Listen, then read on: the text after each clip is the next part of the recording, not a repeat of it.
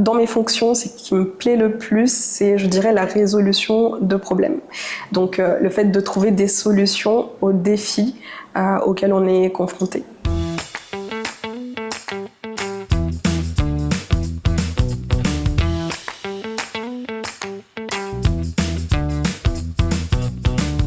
Salut Nanou, moi c'est Rousnati. Je suis aujourd'hui directrice d'un SIAD, service de soins infirmiers à domicile à la Croix-Rouge. Et dans mon parcours, j'ai fait des écoles d'infirmières, donc j'ai été diplômée infirmière. Puis j'ai fait un master 2 en santé sécurité au travail avant de commencer un métier d'infirmier santé au travail, puis aujourd'hui de directrice.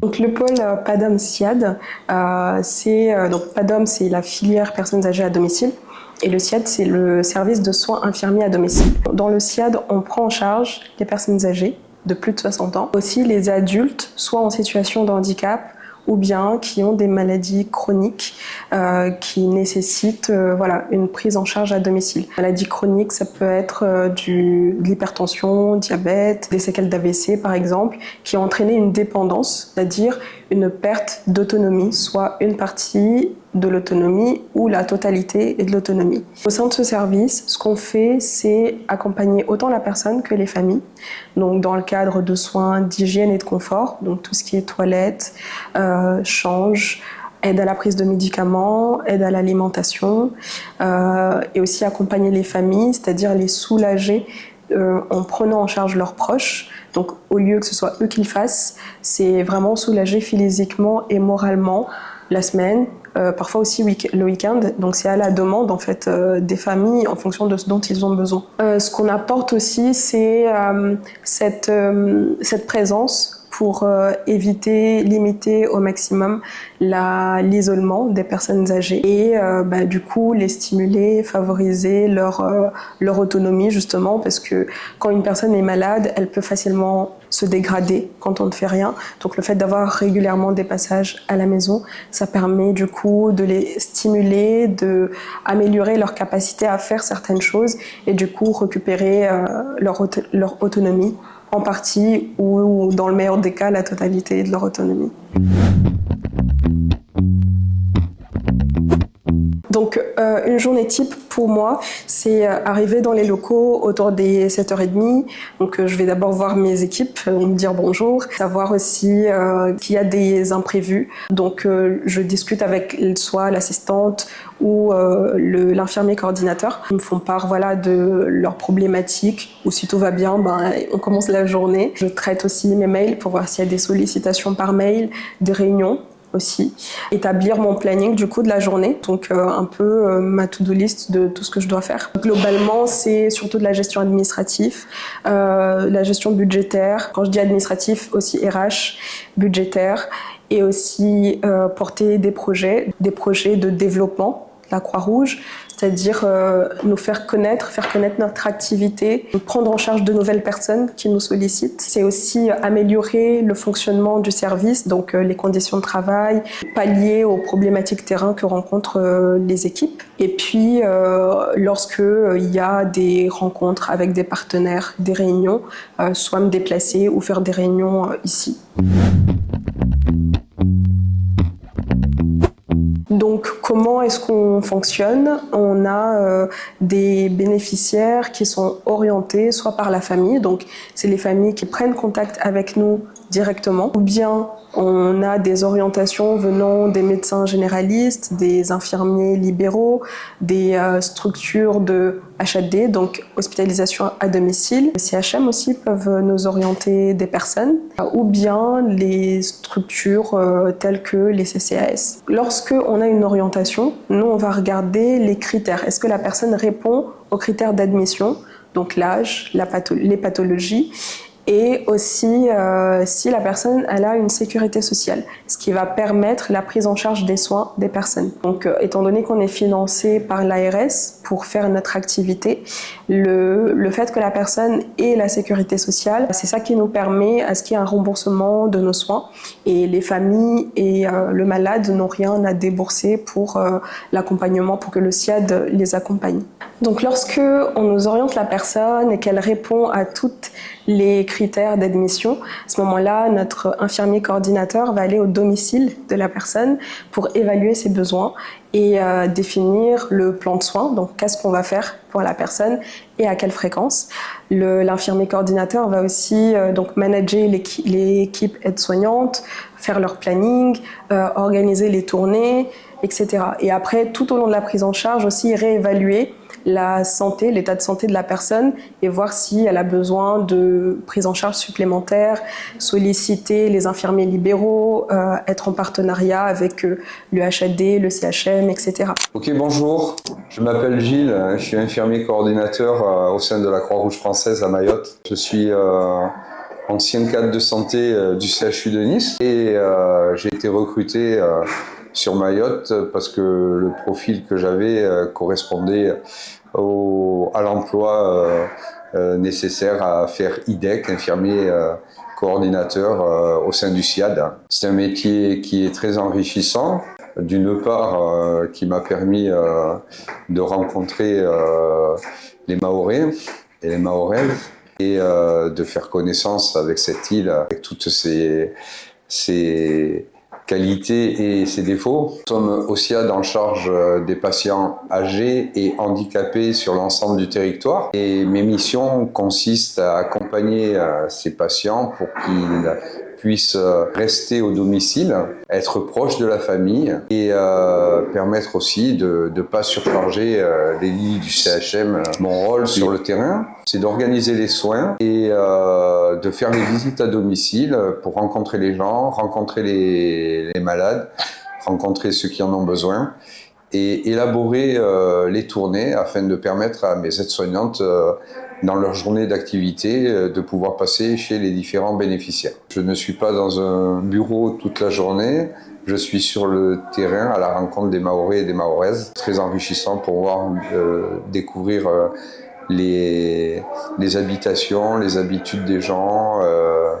Je suis toujours bien reçu à domicile. Ça m'a permis ces 2 dernières années de découvrir l'île dans toutes ses dimensions, du nord au sud, de l'est à l'ouest, de Mamoudzou à Petite-Terre.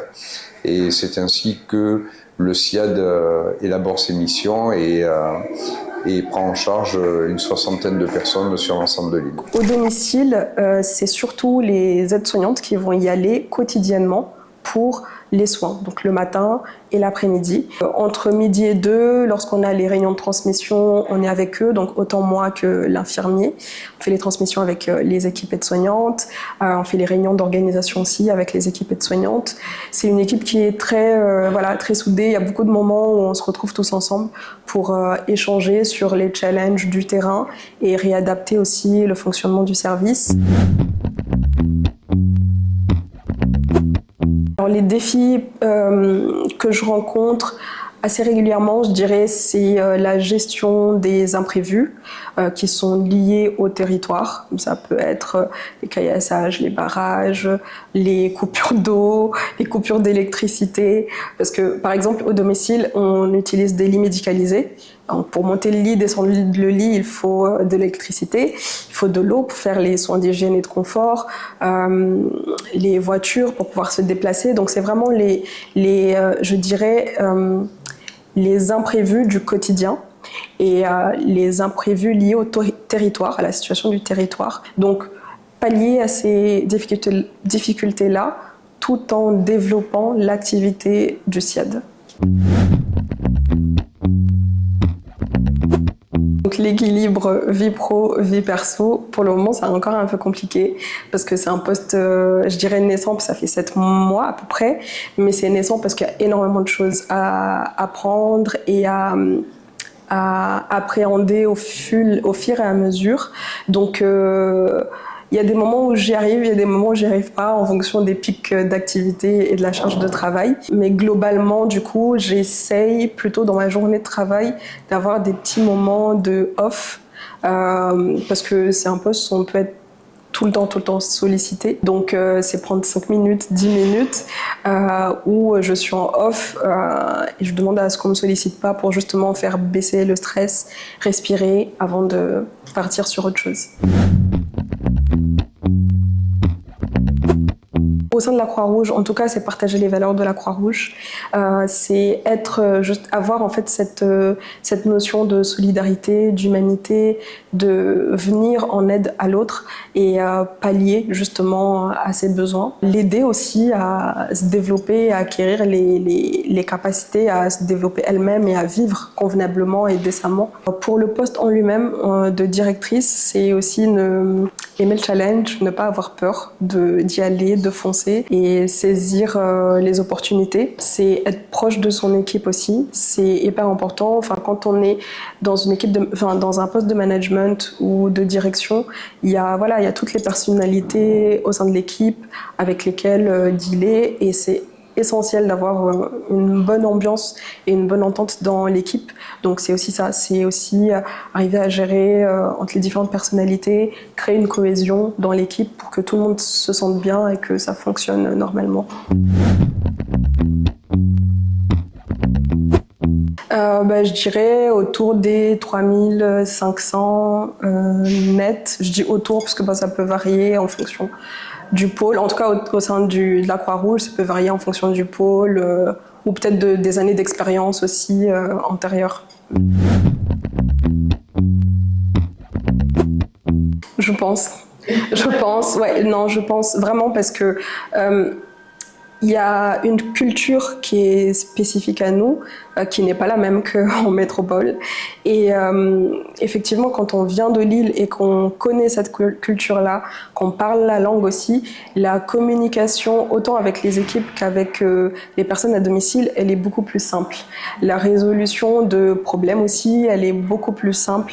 Parce que quand on va chez des familles, parce qu'il y a un souci, il faut avoir une posture qui est bien spécifique.